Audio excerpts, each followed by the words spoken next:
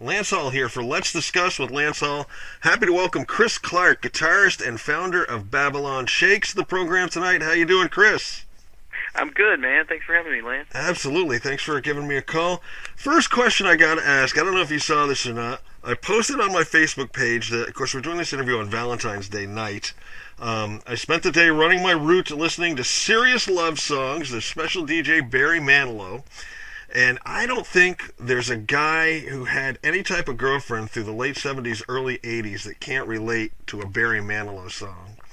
And even though I'm all about rock and metal, I gotta ask, who's your go-to love crooner on Valentine's Day? Ooh, that's a good one. I'm really, really old school and the very traditionalist, so I got to go with Frank Sinatra. There you go. Can't get any better than that. Chairman of the board. Yes. New album, Exile to the Velveteen Lounge, out. Now I'm a little confused, Chris, and I want to ask you this. You had an EP come out a little while ago. This is the full length that came out February 1st on High Vol. What is, obviously there's a difference. There's more songs on the full length than the EP, but what's the scoop with the EP and now the full length? What we did with the EP is this was, of course, prior to signing with High Vol, so we kind of self-produced and self-released a 5-song EP, and our thought at the time was we were just going to split this album into 2 EPs and do everything ourselves, and we would have Volume 1 and Volume 2, and then we met and started talking to Bill, and he was really impressed with everything we had, and he said, look, let's put everything together and do one solid full-length release, because I think we can get a lot more traction with 10 songs in one shot. There's a lot more flexibility with it, and we've got a bigger chance of getting some more airplay out there. So, yeah, it was really Bill's idea to kind of package everything together. And originally with the EP, you guys were just the 3-piece then, correct? That's right. Yeah. And then you added Dave on bass. Mm-hmm. Gary was playing bass. He switched to guitar. You added Dave, and then Marty on drums, who's been there. You met him at a Faster Pussycat show in the infancy of Babylon Shakes. That's right. We met my previous band were opening for Faster Pussycat. This is back in July of 2017, and I met Jeff at the after party, and we started talking, and I kind of knew things were winding down with that previous band, and he and I just started talking, and we were both of us big early Aerosmith fans and Hanoi Rocks and New York Dolls. So I kind of thought in my mind, like, I gotta work with this guy at some point. Sent him some demos a few weeks later, and kind of that's the history right there. And how did Gary come into play on bass? We, Jeff and I started talking. I sent him a couple of songs, and just to sort of check his temperature, and he was really blown away with them. And we started talking about jamming, and we really hadn't had any concrete plans or anything. And about that time, Brad Lee contacted me and had kind of heard through the grapevine I was putting something together, and he's like, man, can you guys be ready in December? And this was September. So I was like, okay, Jeff, do you know a bass player? He's like, oh, yeah, Gary. And Jeff and Gary have been like really, really close friends for many, many years. And he was just the obvious choice. And then what brought Dave in on bass? We have just been going as a trio for, since the inception, and really, really had, a lot of success, and we were able to kind of craft our sound and everything. And we'd always talked a little bit about, hey, if we ever met the perfect guy, somebody who's got the same taste in music, who wants to dress the same way, and it's just a really good all-around person, we'll bring him in. Because Gary had been talking about wanting to play guitar, and we would often jam together acoustically. Yeah. And we didn't really, we thought, well, we were in no rush. If we find somebody, we find somebody. And then Jeff had seen Dave, I think, out at a show in the D.C. area, and David mentioned he had heard us and was, excited about what we were doing. So it was like, hey, let's bring Dave down one weekend and jam with us, and we did, and it was kind of the similar thing. He just clicked right in. He looked good, sounded good, and we knew then, we could kind of expand a little bit. I could play more fills and solos, and it would just kind of round out our sound, and it really did. Yeah, sounds really, really good. I like the description you put on: trashy, bluesy, punk, funk, rock, and roll. It's good stuff. And listening to it, I listened to the album a couple times, obviously, and prepping for this interview. Those old school influences you mentioned, definitely heard like Faster Pussycat, Aerosmith, Hanoi Rocks. But for me too, since I started doing the show, I've been turned on to a lot of stuff from like Sweden and Finland, and it's been like 1987 over there forever. Have you been turned on to anything that's been happening over there? Bands like Wigwam, anything like that? Yeah, it's funny you mentioned them. I really loved Wigwam. In fact, that song "In My Dreams," I used to play that incessantly. But yeah, I love them.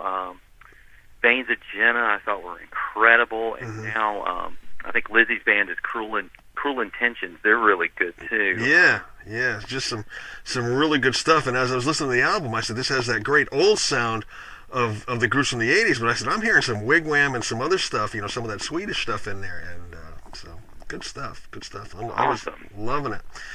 Want to talk about the website, www.babylonshakes.com, and also the album is available at the High Vol Music site as well, right? highvolmusic.com? That's right. How about the album cover? I'm kind of intrigued with that. Was that something you guys put together, or had somebody else put together? That was really that was just me with an iPhone, and actually in my old practice room where we used to live in Chapel Hill, and I was just kind of messing with different filters and was just playing around, and took that shot one day, not thinking anything about it. I just thought it was really cool, and I wanted to make sure I could use the app properly. And I think I showed it to the guys one weekend, and Jeff was like, "Man, that'd be a great album cover." And I was like, "Yeah, maybe so." So I do graphic design for a living, so I kind of mocked it up, and everybody instantly was like, "Yeah, okay, that's perfect." Very cool. Kind of got it represents us. It's the loud amp and guitar and the scarf. Yeah, and it's a cool image to go along with the title of the album too. That I thought. The technology that's out there it's got to be amazing, especially with what you do on the side. I talked to a band the other day who shot an incredible video. It's up on YouTube, and the guy told me they were going to rent this like $20,000 camera. It didn't come in, so they ended up shooting a whole video on an iPhone X, and you'd never know it. Yeah, it's crazy. It's amazing. Yeah. I want to get into some of the songs that this is sort of a mix of old. This project came together quickly, though, didn't it? It really did, very quickly. And I think I read somewhere this is sort of a mix of some old demos you had, but with some new stuff as well. That's true. Yeah. Some of the songs that immediately jumped out to me: Silver Tongue Devil, killer riff in that song. Is that an older one, newer one? How'd that one come about? I think that song is probably 4 or 5 years old. I was I really was working with that riff. It was kind of like, got a little bit of like Life in the Fast Lane structure to it, but I just played it differently and just wanted to put that into a song, and I just really built the whole thing around that riff, and really, really pleased with how that turned out. Now, with these songs, did you primarily do all the writing, lyrics, and music, or did any of the other guys in the band kick in anything? Primarily, I'm the lyricist, and I'll just kind of come up with a structure for the song, and Jeff will come up with just all the incredible drum parts and the percussion. We really wanted to make sure that we had shakers and cowbell and vibra slap. a lot of that added in, and he was a huge part of that. And Gary also, would just come up with different bass parts and things, I couldn't imagine. So yeah, it was really collaborative effort there. Now, when it came to production, did you guys self-produce? You work with somebody? We recorded everything raw in Gary's man cave, basically, which we call the Velveteen Lounge. Okay. And and we just sent our tracks to our producer, his name is Zach Jones, and he's in L.A. now.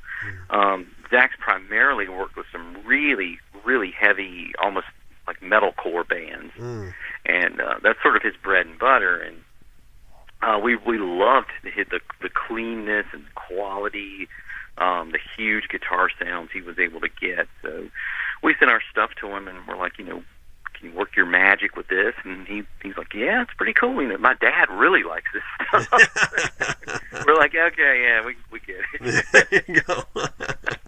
But I'll tell you, there's a rising of younger people that are getting back into this. I'm hopefully have faith. I'm trying to have faith to get them away from the rap and the hip hop and all this stuff. And I think they're slowly coming around to liking this type of music that us, let's say, more mature people, I don't want to say older, enjoy.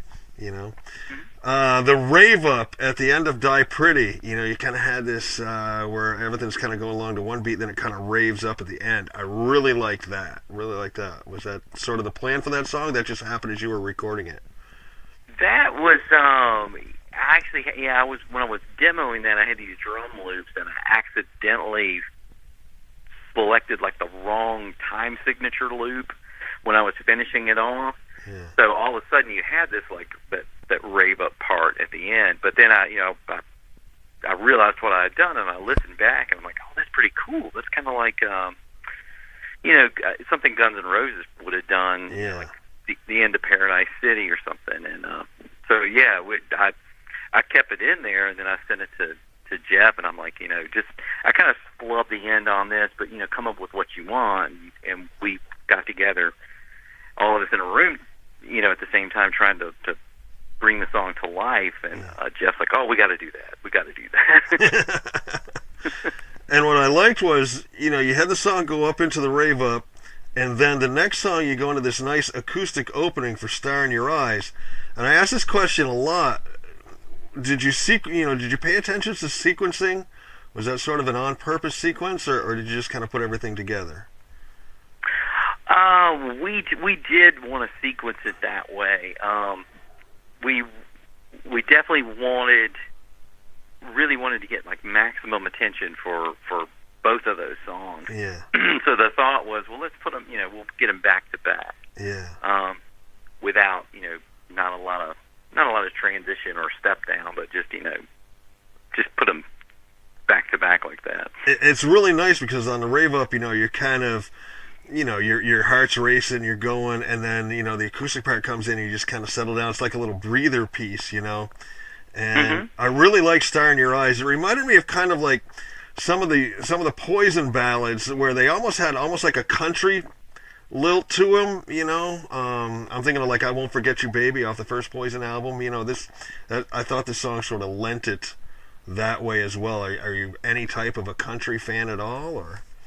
Yeah, absolutely. Yeah, we actually when we jam together with acoustics, we'll play like old Eagles songs or Flying Burrito Brothers. There you go. Yeah. So and Stonesy country. That's kind of where we were. What we wanted with that song, sort of like Moonlight Mile or Dead Flowers. That was sort of where we were headed with that. And somebody told me the other day, it reminded them of Coming Home, the Cinderella song. Mm-hmm. Yep. I could get that too. Yeah. I mean, to me, the two best country songs ever written were "Girl with Faraway Eyes" by Rolling Stones and "Hickory Wind" by the Byrds. Oh, absolutely. Yeah. Two of the best country songs ever written. So. The other tune, and I always listen to the entire album, and I'm always listening for the last song because I want to see if they're trying as hard on the last song as they are on the first song. And you guys passed the test. Motel Lights, Killer Ender. Tell me a little bit about that one. I love that tune. That was came together really, really quickly after we had been playing together, and we were really. It was a really high time. It was like we're realizing, oh man, we really get along. We really have a ball together, and I just can't wait to get in a van with these guys, and would live the dream a little bit. So that was sort of the inspiration for that song. And we had been in the van, a couple of times together. Yeah. So it's kind of like the it was kind of like an anthem for like let's do this. Let's live the dirty life and stay in cheap motels. There's kind of like some spoken word in there too as well that I thought was pretty cool. Yeah, that's Jeff doing a just kind of a riff, just like we're riding the bus together, and running out of the liquor. Very cool. Very cool. You got some gigs coming up. I see you got one big one coming up March 29th, Rocklanta. Got to be looking forward to that one. Anything on the table going into the summer? Going to try and hit the sheds and hook on with a tour or something? We've got, March is going to get really, really busy. We're starting March 2nd in Raleigh, North Carolina, at the Maywood. Then we go the next weekend. We're in Nashville at a place called Shooters. And of course, then we got Rocklanta, which is going to be unbelievable. Yeah. And let's see, what else? So we've got some April dates up north. I know Delaware and New Jersey. And then, let's see, around M3, we're playing a show called MB4 at Fishhead Cantina in Baltimore. And that's with Every Mother's Nightmare. Wow. Kickin' Valentina, American Jet Set. Few other really good bands. It's basically the Thursday night before M3 starts. Cool. Excellent. Killer time.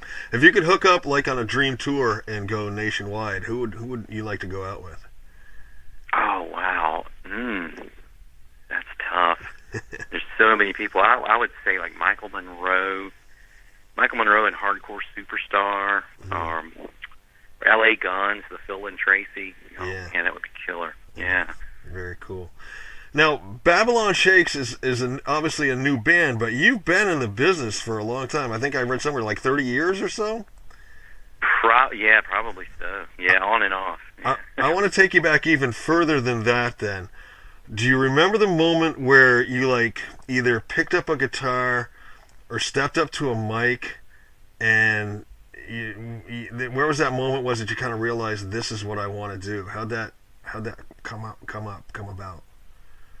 Probably the first real electric moment was I was probably 12 or 13 watching. We didn't have MTV at the time, but there was a local cable station that would play new wave music videos in the morning. So I was getting ready for school, and I saw Hanoi Rocks, Boulevard of Broken Dreams come on, and there's Michael Monroe and Andy McCoy, and they didn't look like anybody else, and they're rocking. They got Les Pauls and their big hair and makeup, and I was just like completely blown away, and okay, I knew exactly what I was going to do for the rest of my life then, or at least try my best. And, but as far as my first bands were always just kind of standing around. Everybody would just sort of play what they knew, and nobody wanted to sing. So I finally decided, well, what the hell? I'll give it a shot. I'll try it. Yeah. Once I did, I was hooked. It was like, man, gotta do awesome. It. Were you self-taught with like guitar or singing? Take any type of vocal lessons, any guitar lessons, anything like that? Completely self-taught on both. I had some friends in high school and in college who played guitar, and we would get together and you kind of learn some riffs and hooks and things from other people. But yeah, self-taught for the most part. Very cool, very cool. Once again, talking with Chris Clark, guitarist, vocalist, and founder of Babylon Shakes. Their new album, Exile to the Velveteen Lounge, out now on High Vol Music. Check it out at www.highvolmusic.com. Really good stuff if you're into the 80s sounding stuff, Hanoi Rocks, Faster Pussycat, Aerosmith, stuff like that. Chris, I always like to wind up my interviews with some silly questions. I'm hoping these are questions you maybe have never been asked before. Oh, awesome. It feels like Hollywood Squares. There you go. Favorite old school wrestler? Ooh. Oh, man. We were talking about this the other day. Ricky the Dragon Steamboat. Oh, yeah. There you go. Classic. Classic. That WrestleMania 3 match that he did with Randy Savage is one of the all-time classic matches of all time. Oh, no doubt. First car you ever bought with your own money? Oh, geez. Let's see. Okay. 83 Ford Escort. There you go. Good on gas, you know? That's right. Not much on the eyes. No, as long as it got you where you were going, though. Would you rather have the power to be invisible or to read minds? Ooh. I think I would go with invisibility. Yeah. Are you generally, I know the answer to this, I was going to say, are you generally late, early, or on time? But you're on time because you were right on time tonight. Is that pretty much your general rule?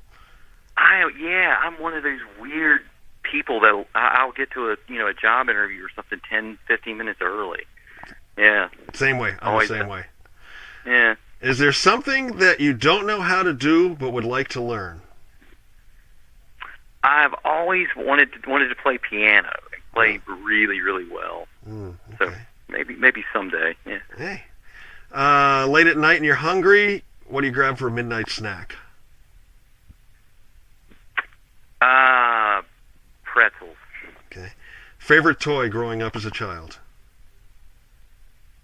Oh gosh. Oh, the Hot Wheels. The Hot Wheels with the orange tracks. Oh yeah. That doubled as a belt when you were bad, right? Correct? For your with your parents? Yes. Those things could sting. They're powerful. Yeah, exactly. When you hear it whistling through the air and you know it's going to hurt.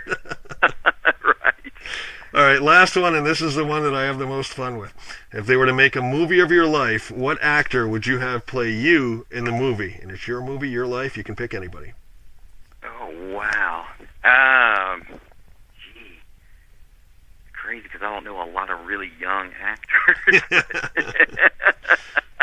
I'm thinking of like our contemporaries, people our age, but let's see. Oh, that's a really good question. You always want to go for I've always been a big Johnny Depp fan. Yeah. Most guys are like, oh, what the hell, Brad Pitt, you know? Right, yeah. I'd say probably Johnny Depp. Johnny Depp. He's a rock and roll guy. Yeah, absolutely. Very cool. Well, Chris, once again, talking with Chris Clark, guitarist, singer, founder of Babylon Shakes here for Let's Discuss with Lance Hall. I want to hit this one more time. The full-length Exile to the Velveteen Lounge out now, came out February 1st. You can order it at highvolmusic.com, and it's probably available just about anywhere else, correct? It is, yeah. And check out the website, www.babylonshakes.com. That was the one question I'm going to go a little redundant on you. I thought I was done, but I want to ask this. I read about the name of the band came up from a song you had or something, Babylon Shakes? Yeah, I was trying to write a kind of more of a punkish sort of rock song, and I really wanted something that sounded like Hanoi. And Hanoi always had these titles, Saigon Shakes, or Oriental Beat, stuff like that. And I just thought Babylon Shakes, that just sounded so cool. Yeah. And the song just really went nowhere. I never finished it or pulled it back out. But I had this piece of art, this graphic I was working on, which is actually the logo that we have now. Mm-hmm. And I just plopped that at the top in that font, and I just kept it, didn't think much about it. And then when the band came together, I showed the guys that, and they're like, "That's it exactly." There you go, perfect. So, all right, well, Chris, thank you very much for giving me a call tonight and talking to me. This is a great album. Wish you best of luck out there on the tour. Safe travels, and hope you play to sold out audiences. And you ever get up here to Vermont, I'm going to try and get out and see you. Absolutely, man. Thanks so much for talking to me. Take care. All right, thanks. Bye. Bye.